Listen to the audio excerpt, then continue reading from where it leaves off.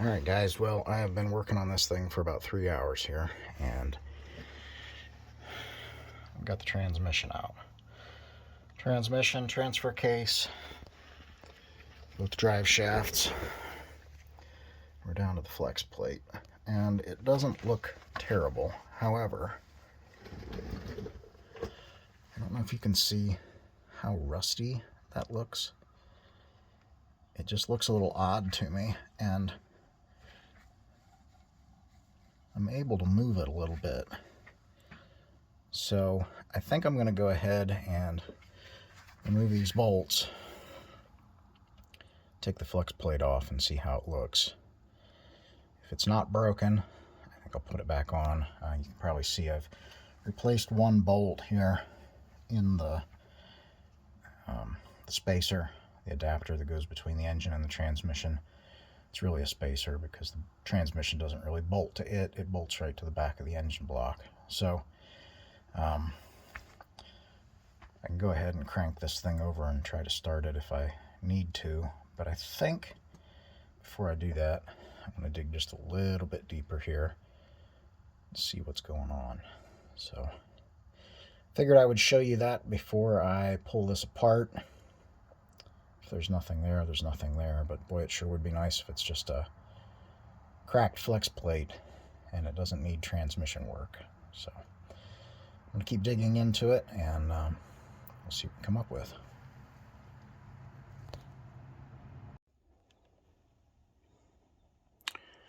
Well, there's the flex plate.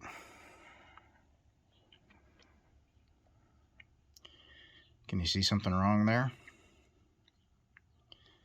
So all of that is hidden behind that shim or plate or ring or whatever it is that goes under the bolts.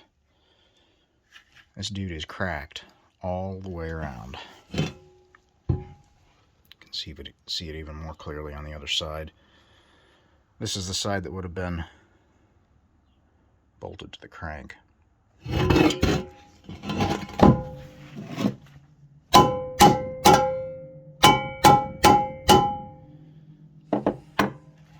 Not able to knock it apart, at least not that way, but that guy's broken. The flex plate's broke. So theoretically, in theory, I can go ahead and put in a flex plate, put this all back together, and we should be in okay shape. Which is good news. That's actually really good news. I probably have 4 or 5 flex plates in inventory down in the shed from the trucks that I've scrapped here over the last few years. So replacement parts are going to cost me absolutely nothing. And the hope is replace that flex plate, put this all back together, and she runs quiet like she should. So that's encouraging. I'll probably be out a little bit of transmission fluid because, I don't know, it seems I can never get one of these things out of these trucks without making a mess all over the place. I did not drop the pan on the trans and drain it. I just, took it down and drug it out. And I always leak fluid all over the place. You're unhooking cooler lines, you end up tipping it, taking it out, and it comes out the dipstick tube, and just makes a big mess. So I'll be out some fluid and a flex plate that cost me nothing. We should be able to put this guy back together. So that is good news. I have to decide whether I want to push it out of the garage here, whether I want to just keep chugging away at this and try to get this wrapped up. But that's excellent news. Hopefully that flex plate is all that it is, and it didn't trash the pump or destroy the converter or do anything else to the transmission. Really the only way to know is to replace the flex plate and put it back together. and see what it sounds like. So that's the task at hand. Have to decide whether I want to do anything else to this while I have it out. This would be an opportune time to do bellowed up pipes and 3-inch 2-piece down pipe if we wanted to go that direction. So just need to decide whether we want to go through all that while we've got it pulled apart and easy access to it all. So we'll see, but this is promising news. Hopefully that means that this is a pretty inexpensive repair. Hey guys, just an update. Got a new flex plate, bolted it into the truck. It's in the process of cleaning this thing up a little bit, wiping some of the crud off of it before I throw it back in. And I had seen this before, that this transmission bell housing was cracked and welded. It had been repaired once before, but check this out. It's broken.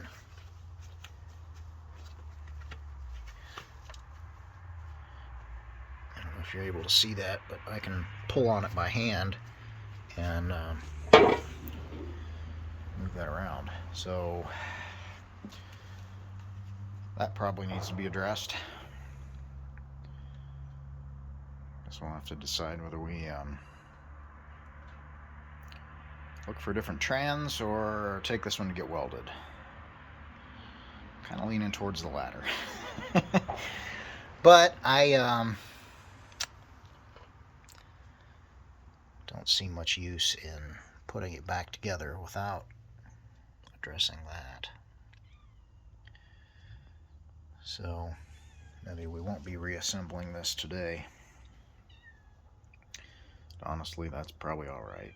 I'm wet and tired of rolling around on the floor. So it's not cold enough to keep all the snow from melting off of this thing, so it's just dripping all over the place. And it's getting pretty wet down underneath there, and I've eaten more than my fair share of dirty water. So guess maybe we better hit the pause button on this one and get that addressed before we move on. I do have this big machine here that can be used as a TIG, but I don't have the cylinder that I would need to weld aluminum, and the high frequency side on this thing is not very good, so it's better for TIGging mild steel and stainless than it is for aluminum. So probably take this someplace and leave it to the experts. But I figured I'd bring you in here and show you the update. Making a little progress, but as is often the case, it seems it's one step forward and one step back. That's it. Well, there's your problem. We kind of found the issue and got the transmission patched up where the bell housing was cracked. Had a buddy of mine weld that for me. Went and pulled a flex plate out of ye old inventory. Took a week off because I didn't have time to do anything. And then got it put back together.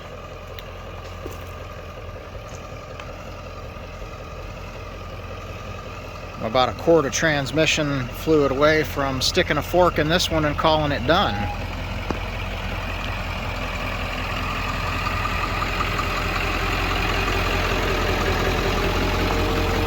That sounds better.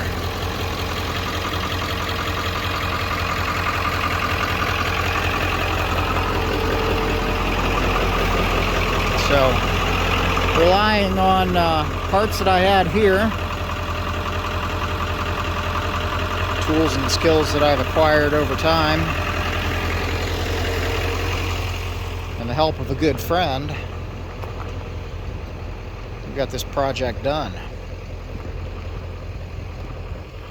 So now we can move on to another project or two. We've got this little gem that my son purchased. This is his first vehicle he's bought. And to say he's excited about it would be an understatement. This is an 01 Ranger. Extended cab, 2-wheel drive. Looks to me like it's been lowered a little. It's got some fancy wheels on it. Paint's not in bad shape. The story is that it was a Virginia truck, so it's not all rotted out like most of the ones around here. It's got a few dents and dings and scratches, but all in all, it's not a bad little truck. And got to do a few things to it. So this is his project. I'm going to sit back and drink coffee and watch him work on it. We'll be working on this together. So it's got a ugly miss. It's got some brake issues. Handful of other little things that need to be attended to. But for what he's got invested in it, I think he's doing real well. So this is the next project up. But I figured I'd shoot some video real quick and let you know that that was the issue. Transmission seems to be okay. The rattle is gone. I'm not sure why this thing cracked that flex plate. I've heard from the guy that had this truck before me that this is not the first time this truck has done that to a flex plate. So I'm not sure what's going on. I did indicate the new flex plate when I put it in. Basically, I bolted the flex plate in and indicated right around here.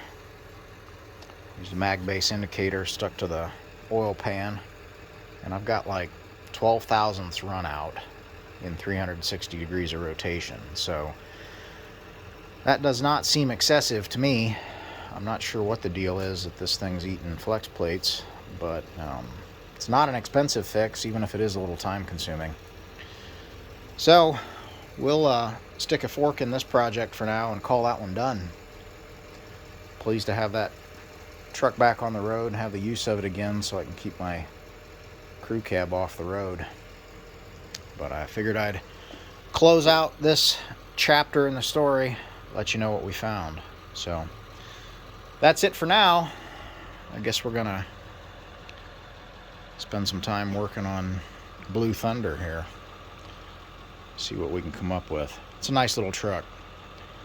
Needs a windshield and a little bit of TLC, but 4-liter and a 2-wheel drive truck, it ought to serve him well. So be moving on to something else. Thanks for watching.